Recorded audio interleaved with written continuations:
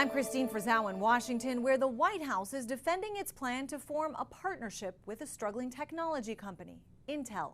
Some have called it a bailout in exchange for a share of profits. The proposal is garnering praise and criticism from some unusual places. From MRI machines to microwaves to those cell phones we can't live without, the microchips inside them have become a necessary component for modern-day life.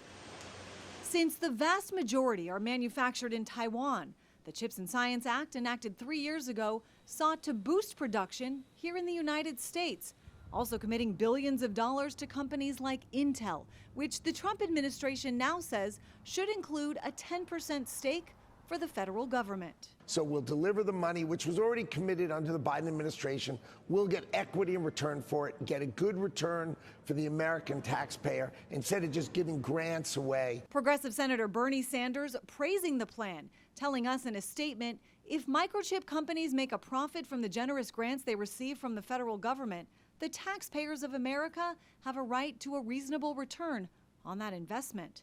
Senator Rand Paul, among many conservatives, calling it a step towards socialism. Let's call this what it is. It's socialism dressed in patriotic language. Once the government owns equity in a company, the government becomes tied to political priorities, not market discipline. Funding then flows based on who has influence, not who has innovation.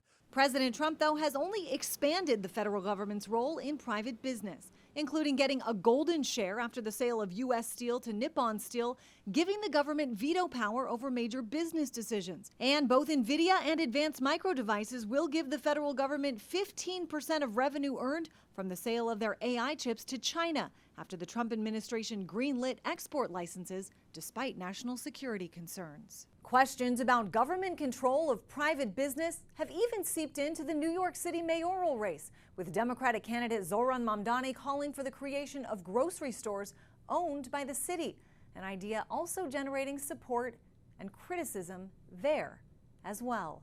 I'm Christine Frizzau reporting.